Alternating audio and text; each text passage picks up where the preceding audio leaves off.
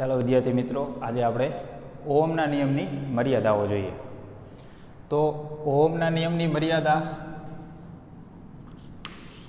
પહેલું, ઘણી વખત આપણે V વિરુદ્ધ Iનો આલેખ દોરીએ તો ઓહમના નિયમની અંદર સમજાવવામાં આવે છે કે V ચલે છે I, એટલે કે વિદ્યુત સ્થિતિમાન અને પ્રવાહ સમપ્રમાણમાં હોવો જોઈએ, જે ઓહમના નિયમનું પાલન કરે છે એમ કહી શકીએ. પણ ઘણી વખત આવું બનતું નથી. એટલે કે આપણે કોઈ આલેખ દોરીએ કોઈ ઉપકરણ માટે V વિરુદ્ધ Iનો, તો આલેખ જે છે એ આ રીતે વોલ્ટેજ રાખીએ, પ્રવાહ રાખીએ, એટલે કે વોલ્ટેજ અને પ્રવાહ બંને વધતા જશે તો ખરેખર આમ સીધી રેખા થવી જોઈએ, પણ ઘણી વખત આ રીતે આમ વળી જાય. બરાબર, ડોટ વડે દર્શાવ, ખરેખર આ રીતની હોવી જોઈએ. બંને સમપ્રમાણમાં બદલાય તો સીધી રેખા આવવી જોઈએ, પણ ઘણી વખત આ રીતનો આલેખ મળે. એવું કેમ થાય? તો કે કોઈ તારમાંથી પ્રવાહ પસાર થતો હોય ત્યારે જૂલ ઉષ્મા સ્વરૂપે ઉર્જાનું ઉત્સર્જિત થતી, એટલે ગરમ થતો હોય ઉર્જાનો વ્યય જૂલ ઉષ્મા સ્વરૂપે થતો હોય. એટલે કે ધારો કે તાર છે, આમાંથી પ્રવાહ વહે છે, તો આમાંથી I²RT એટલે કે અવરોધ અનુસાર અને સમય અનુસાર ઉષ્મા આમાંથી ઉષ્મા સ્વરૂપ જે વિદ્યુત ઉર્જા છે એનું ઉષ્મા સ્વરૂપમાં રૂપાંતરણ થતું, એટલે કે તાર ગરમ થાય, તાર ગરમ થતો હોય, જેથી કરીને અવરોધ વધે. અને અવરોધ વધશે તો આલેખ જે છે એ સમપ્રમાણમાં નહીં રહે, આ રીતે વળી જશે. તો આ સમયે ઓહમના નિયમનું પાલન થયું કહેવાય નહીં. આવું ઘણા બધા ઉપકરણની અંદર જોવા મળતું હોય. બીજી મર્યાદા, ઘણી વખત વોલ્ટેજના ધન મૂલ્ય માટે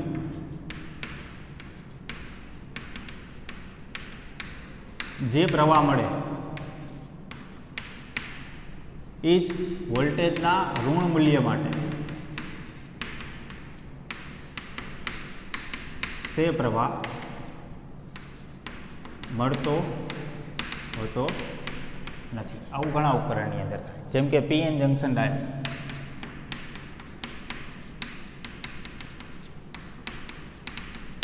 PN જંકશન ડાયોડની અંદર વોલ્ટેજની કોઈ એક કિંમત માટે જે પ્રવાહ મળે છે ધન કિંમત માટે, તો ઋણ કિંમત માટે પણ એટલી જ પ્રવાહની કિંમત મળવી જોઈએ, પણ એટલી મળતી હોતી નથી. એટલે કે એનો જો આલેખ દોરીએ તો આવો કંઈક મળશે આપણને. ધારો કે આ બાજુ વોલ્ટેજ રાખીએ અને આ બાજુ પ્રવાહ, તો પહેલાં ધન કિંમતની ચર્ચા કરીએ તો આ રીતે ધારો કે આલેખ મળે છે. વોલ્ટેજની કિંમત ધારો કે 0.02 છે, તો આ બાજુ પ્રવાહ ધારો કે 1 કે 10 કેવી રીતે મળે છે પ્રવાહ. તો આ બાજુ આપણે મેળવીએ, એટલે કે વોલ્ટેજની કિંમત ઋણ માટે, તો આવી રીતનો કંઈક વક્ર મળશે.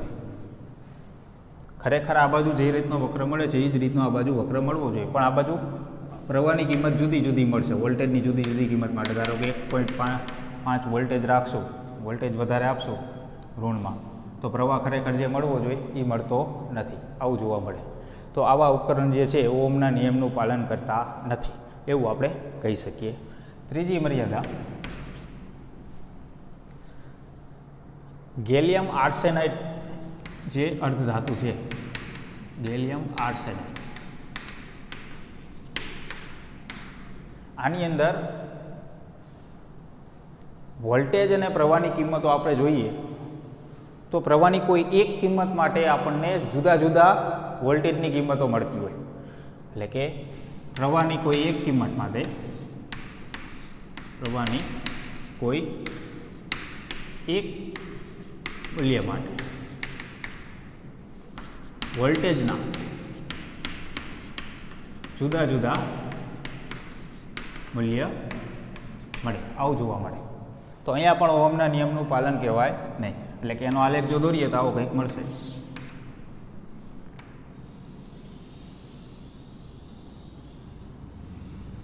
આવી રીતનું કંઈક મળશે. એટલે કે પ્રવાહ અને વોલ્ટેજ, તો કોઈ એક પ્રવાહ ધારો કે લઈએ, આ કોઈ એક કિંમત છે, ધારો કે એમ કહું 10 એમ્પિયર છે, તો 10 એમ્પિયર માટે આપણને આ એક વોલ્ટેજ મળ્યો, એ જ કિંમત માટે આ બીજો વોલ્ટેજ મળ્યો, એ જ કિંમત માટે હજી આગળ વિચારશું ત્રીજો વોલ્ટેજ મળશે. તો પ્રવાહની કોઈ એક જ કિંમત હશે, પણ વોલ્ટેજની જુદી જુદી ઘણી બધી કિંમત મળશે એક જ પ્રવાહ માટે. તો એવું થવું જોઈએ નહીં, બરાબર. તો જ ઓહમના નિયમનું પાલન તો ક્યારે થયું કહેવાય? સમપ્રમાણમાં રહીએ વોલ્ટેજ અને પ્રવાહ, તો જ થયું કહેવાય. બાકી આવી રીતે જુદી જુદી કિંમતો મળતી જાય પ્રવાહ અને વોલ્ટેજની, તો એ ઓહમના નિયમનું પાલન કરે નહીં એવું કહેવાય. તો આવા ઘણા બધા ઉપકરણો મળશે, ખાસ કરીને અર્ધવાહકની અંદર. અર્ધવાહકો જે છે એની અંદર ઓહમના નિયમનું પાલન થતું નથી, કારણ કે એની વિશિષ્ટ રચના છે, એટલા માટે એની અંદર એવું જોવા મળે છે.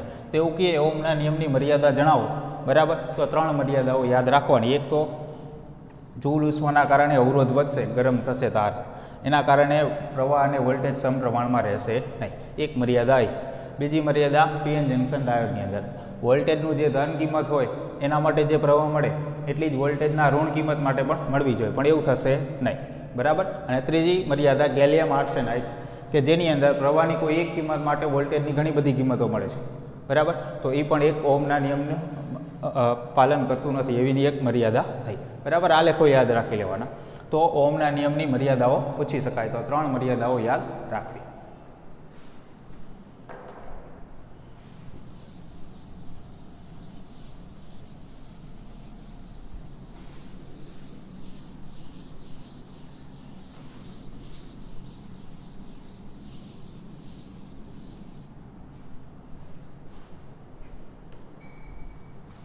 અવરોધ જે છે 2 પ્રકારના હોય. એક વાયર બાઉન્ડ અવરોધ અને બીજો કાર્બન અવરોધ. 2 પ્રકારના અવરોધ હોય, વાયર બાઉન્ડ અવરોધ અને કાર્બન અવરોધ. બંને અવરોધ કઈ રીતના હોય? વાયર બાઉન્ડ અવરોધ જે છે એની અંદર ખાસ પ્રકારના કોઈ આધાર ઉપર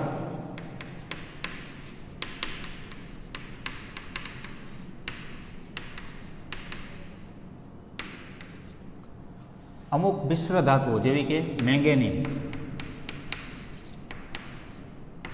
પછી કોન્સ્ટન્ટ,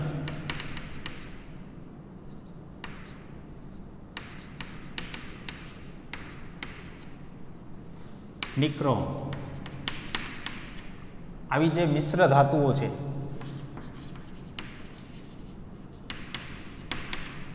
એના તારને વીંટાળી બનાવવામાં આવે. એટલે કે કોઈ એક આધાર લઈએ, એના ઉપર આવી મિશ્ર ધાતુનો જે તાર હોય એ વીંટાળી દેવાનો અને એ અવરોધ બનાવવામાં આવતો હોય. જ્યારે કાર્બન અવરોધ છે એની અંદર ગ્રેફાઇટને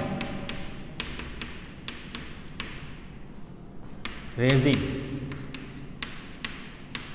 જેવા પદાર્થ સાથે મિશ્ર કરી ઊંચા તાપમાન અને દબાણ આપી નળાકાર સ્વરૂપમાં ફેરવવામાં આવે અને બંને છેડે તાર જોડવામાં આવે.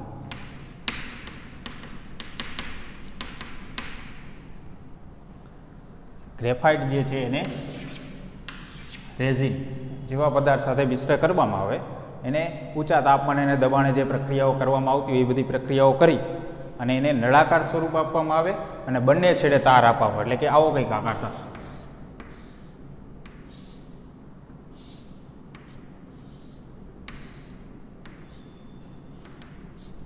આવો કંઈક આકાર બનશે, બરાબર. તો 2 પ્રકારના અવરોધ હોય, વાયર બાઉન્ડ અવરોધ અને કાર્બન અવરોધ. આ બંનેમાં સૌથી વધારે ઉપયોગ થાય છે કાર્બન અવરોધ. શા માટે? કેમ કે એ સસ્તા પણ છે અને એની વિશેષતા એ છે કે જુદા જુદા પ્રકારે આપણે અવરોધનું મૂલ્ય રાખવું એટલું રાખી શકીએ, એ પ્રકારે આપણે એને બનાવી શકીએ.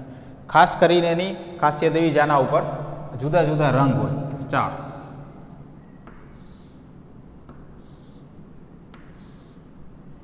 આ જે રંગ છે એ રંગ નક્કી કરે કે અવરોધનું મૂલ્ય કેટલું હશે. કાર્બન અવરોધનું મૂલ્ય જે છે એ લગભગ 1 ઓહમથી લઈ અને 100 મેગા ઓહમ આટલું હોય, એની વચ્ચે ગમે તે હોય. અને કેટલું મૂલ્ય હોય એ કોણ નક્કી કરશે? તો આના ઉપર જે જુદા જુદા 4 રંગ હશે, ઘણી વખત 3 રંગ પણ હોય, તો એ રંગ જે છે એ રંગ આધારે આપણે કહી શકીએ કે અવરોધનું મૂલ્ય કેટલું હશે. હવે આ રંગ ઉપરથી આપણે કેવી રીતે કહેવું કે આ અવરોધનું મૂલ્ય કેટલું હોય? એના માટે આપણે એક કોષ્ટક યાદ રાખવાનું છે. એ કોષ્ટકના આધારે આપણે આ રંગ ઉપરથી નક્કી કરી શકીએ. તો આપણે કોષ્ટક જોઈએ કે અવરોધનું મૂલ્ય કેટલું હશે, બરાબર, એ દર્શાવવા માટે. અને કાર્બન અવરોધનો ઉપયોગ ખૂબ જ મોટા પ્રમાણમાં થાય છે. લગભગ બધી જ ઇલેક્ટ્રોનિક રચનાઓની અંદર આપણને કાર્બન અવરોધ જોવા મળે.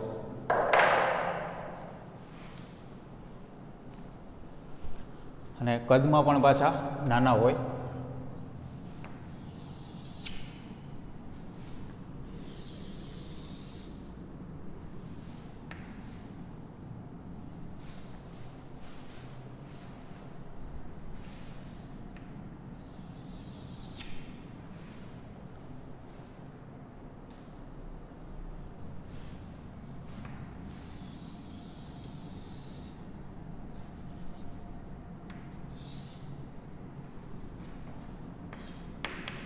પેલી કોલમમાં આપણે રંગ લખશું.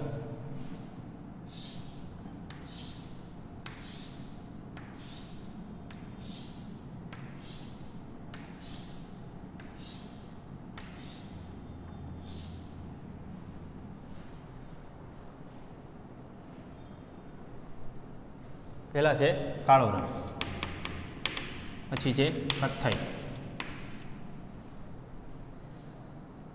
લાલ, નારંગી, પીળો,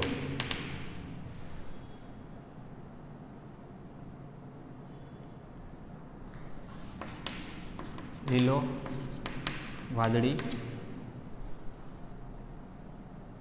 જાંબલી, ભૂરો,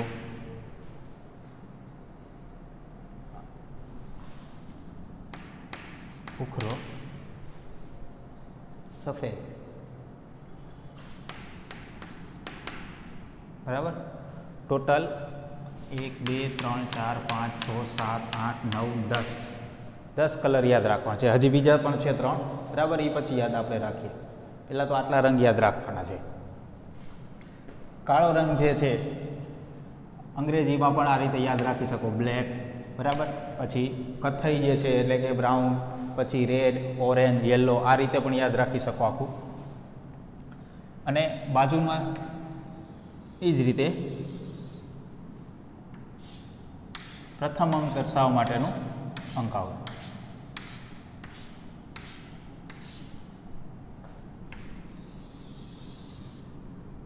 એ જ રીતે બીજું એક ખાનું જે બીજો અંક દર્શાવશે. બરાબર, આ રીતે યાદ રાખો.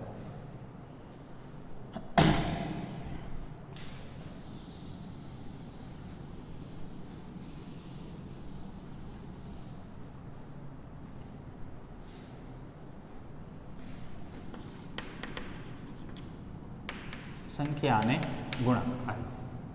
તો સંખ્યા જે છે એ આપણે 0 થી સ્ટાર્ટ કરવાની છે, એટલે કે 9 સુધી આવશે. 0 1 2 3 4 5 6 7 8 અને 9. એ જ રીતે ગુણક જે છે, ગુણકની અંદર 10ની ઘાતાંક સ્વરૂપે, એટલે કે 10ની 0 ઘાત. અહીંયા 0 છે તો અહીંયા ઘાતાંક 0, ઘાતાંક સ્વરૂપે આ દરેક આંકડા છે એ ઘાતાંક સ્વરૂપે લખી દેવાના. 10ની 0 ઘાત, 10ની 1 ઘાત, 10ની 2 ઘાત, 10ની 3, 4, 5, 6, 7, 8 અને 9. બરાબર. તો આ યાદ રાખવું તો સહેલું છે. 0 થી 9 આંકડા લેવાના, 10ની ઘાતાંક 0 થી 9 સુધી આપી દેવાના. અહીંયા 10ની 0 ઘાત એટલે કેટલું કહેવાય? 1 જ કહેવાય. અને આ 10 કહેવાય, પછી આ 100, 1000 આવી રીતે થતું જશે. અને આ રંગ યાદ રાખવાના છે ખાસ. બરાબર. કોઈ પણ રીતે અંગ્રેજી નામ સાથે એવી રીતે કોઈ શબ્દને બનાવી અને યાદ રાખો, કોઈ પણ રીતે આને યાદ રાખી શકો. તો આ રીતનું આપણે કોષ્ટક યાદ રાખવાનું થશે, બરાબર. બીજું એક કોષ્ટક આવશે અહીંયા, ગોલ્ડ અને સિલ્વર બે ખાના આ રીતે યાદ રાખી દઈએ. હજી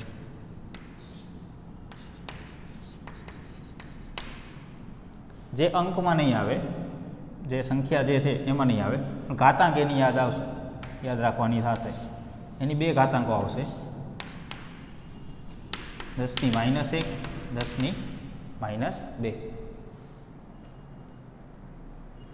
અને એ જ રીતે ત્રીજું એક ખાનું યાદ રાખવાનું થશે આ બંને માટે.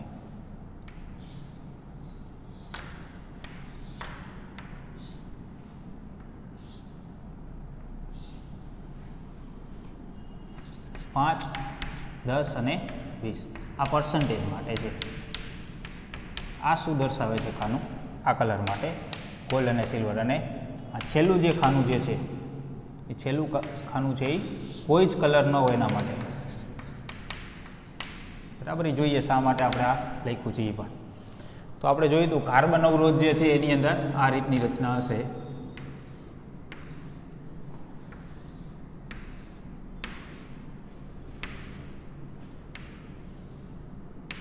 ચાર કલર હશે અવરોધ પર.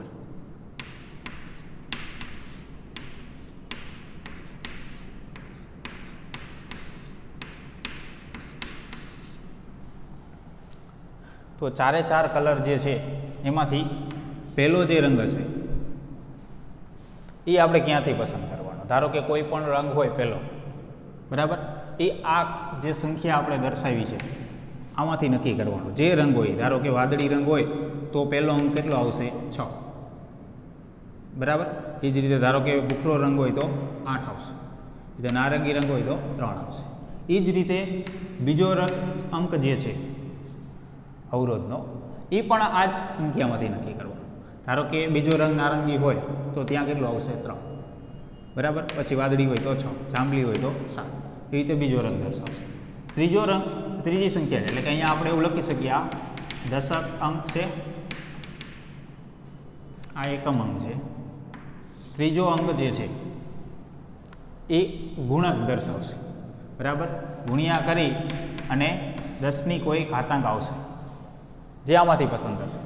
ધારો કે ત્રીજો રંગ આપણને વાદળી જોવા મળ્યો તો કેટલો આવશે? 10⁶, બરાબર. લાલ જોવા મળ્યો તો 10⁵, બરાબર. કાળો જોવા મળે તો કંઈ જ નહીં, 1 ખાલી, ગુણ્યા 1. તો ગુણક કીધું છે એટલે આ બે આંકડા સાથે ગુણવાનો છે 10ની ઘાતાંક. અને ચોથો રંગ જે છે એ ત્રુટિ દર્શાવે છે. અવરોધની અંદર કેટલું ગેપ રહેશે, એટલે કે ફિક્સ નથી આ અવરોધ, કે કોઈ નિશ્ચિત મૂલ્ય દર્શાવતું નથી. એ ગાળો બતાવશે કે અહીંયાથી અહીંયા સુધીની અંદર કોઈ પણ અવરોધ હોઈ શકે, જે ચોથો રંગ નક્કી કરશે, બરાબર. એટલા માટે આપણે એને પર્સન્ટેજમાં દર્શાવશું. આ ખાનું જે આપણે દર્શાવ્યું છે ત્રીજું, આ ખાનું એના માટે છે, ચોથા રંગ માટે.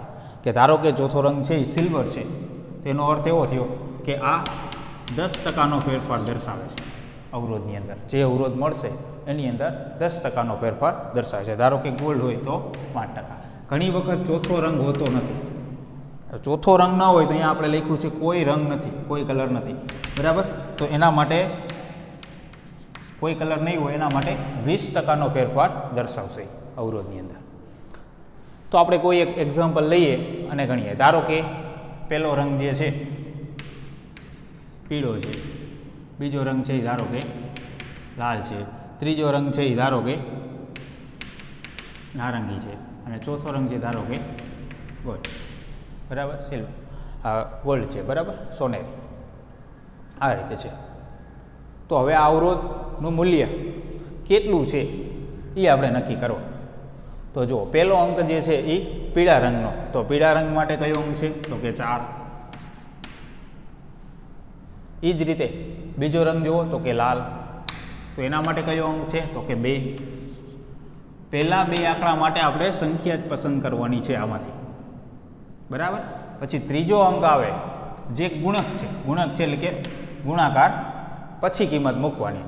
તો કે ત્રીજો રંગ અહીંયા આપણે લીધો છે નારંગી, તો જો નારંગીની સામે હવે બીજું ખાનું જોવાનું ગુણક માટેનું 10³ ઘાત કીધી છે, તો ગુણ્યા 10³ ઘાત. અને ચોથો રંગ, તો ચોથો રંગ છે ગોલ્ડ. જે ફેરફાર દર્શાવશે એ ત્રુટિ કહીએ આપણે સામાન્ય રીતે કે આ અવરોધ જે છે એ ફિક્સ નથી, કેટલો ફેરફાર રહેશે, તો કે પ્લસ ઓર માઇનસ વધારે હોઈ શકે અને માઇનસે હોઈ શકે. કેટલા ટકા, તો કે 5%. શા માટે 5%, તો કે ગોલ્ડ સામે કેટલા ટકાવાળી બતાવી છે, 5%ની, તો 5% ફેરફાર રહેશે આની અંદર. તો હવે આનો અર્થ કાઢો ખરેખર શું થયો, તો કે 42 ગુણ્યા 10³ ઘાત એટલે કેટલું કહેવાય, 42,000 આટલા ઓહ્મ. પણ એમાં ફેરફાર કેટલો, તો કે 5%.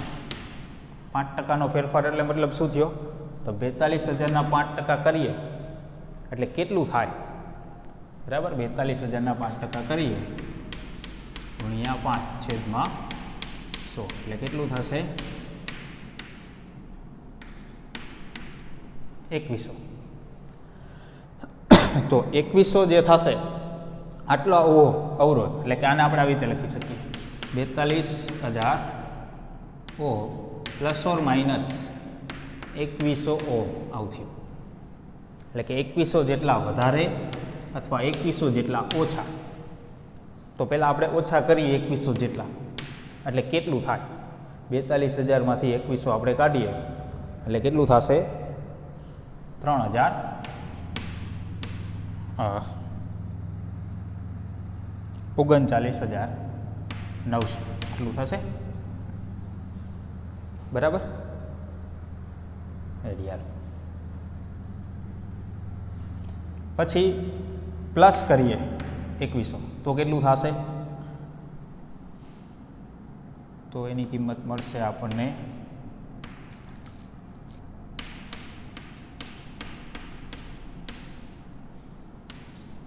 બરાબર 4400. એટલે કે આનો અર્થ એવો થયો કે અવરોધની કિંમત 39,900 ઓહ્મથી લઈ 44,100 ઓહ્મ આની વચ્ચે ગમે તે હોઈ શકે.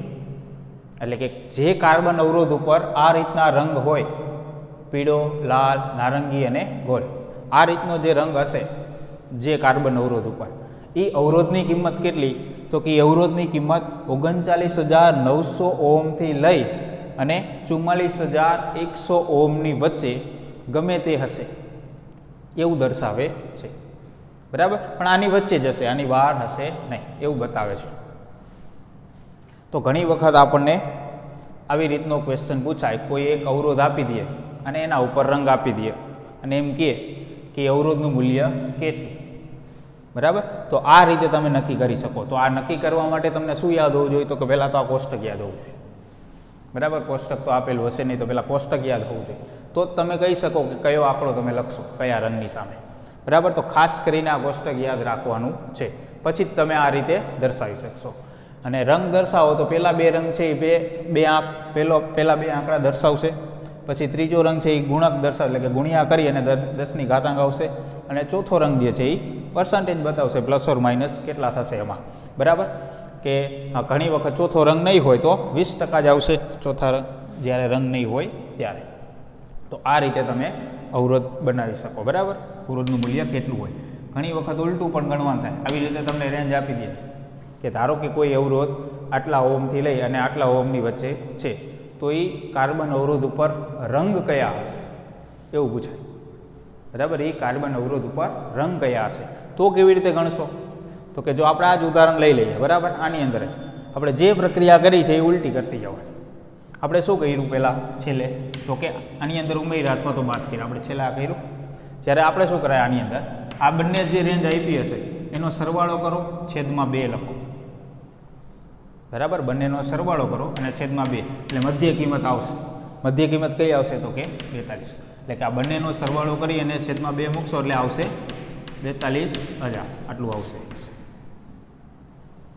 પછી શું કરવાનું, તો કે આ અંકને આમાંથી બાદ કરો અથવા તો આ અંકને આમાંથી બાદ કરો, એટલે શું મળશે આપણને, આ કિંમત મળશે, બરાબર. એટલે કે પ્લસ ઓર માઇનસ કરી અને 2100 મળશે આપણને. તો પહેલામાં પહેલું શું સ્ટેપ કરવાનું તો કે આ બંનેનો સરવાળો કરવાનો છેદમાં 2 એટલે આ કિંમત આવી જશે. પછી આ બેમાંથી કોઈ પણ એકને બાદ કરશો એટલે કેટલું આવશે? 2100 આવશે. પછી શું કરવાનું તો કે આ જે અંક છે, આ જે પ્લસ ઓર માઇનસની જે અંક આપ્યો છે એ આના કેટલા ટકા થાય? આ જે કિંમત આગળ છે એની આ અંક કેટલા ટકા કહેવાય? એટલે એ કેટલું મળશે? 5% મળશે. બરાબર? એટલે અહીંયા મળી જશે, આ 5% થશે. પછી શું કરવાનું? 2 અંક રાખવાના. પહેલા 2 અંક રાખવાના અને જેટલા 0 હોય એને ઘાતાંક સ્વરૂપે લખી દેવાના. એટલે કે એ કેટલા આવશે? 3 0 છે એટલે 10³ ઘાતાંક આવશે. અને પછી કોષ્ટકની અંદર જોવાનું, પહેલું 4 છે તો કયો રંગ છે, પછી બીજું 2 છે તો કયો રંગ છે, 10³ છે તો કયો રંગ છે, અને પ્લસ ઓર માઇનસ કરીને 5% છે તો કયો રંગ છે. તો તમને 4 કલર મળી જશે. તો બંને રીતે પૂછી શકાય, રંગ આપે અને અવરોધ પૂછે, અને અવરોધ આપે અને રંગ પૂછે. ઘણી વખત આવો જ અવરોધ આપજે એમ પૂછે રંગ કયો, તો સીધું જ થઈ જશે. બરાબર? આના ઉપરથી તમને આઈડિયા આવી જ જશે કે કયા કયા રંગ હશે. તો ખાસ કરીને યાદ રાખવાનું, તમે ગણિત ત્યારે જ શકશો જ્યારે તમને આ કોષ્ટક યાદ હશે. તો કાર્બન અવરોધ ખૂબ જ વધારે પ્રમાણમાં ઉપયોગી છે અને આના MCQ પણ પૂછાય જ છે. બરાબર? તો આ ખાસ કરીને કોષ્ટક યાદ રાખવાનું.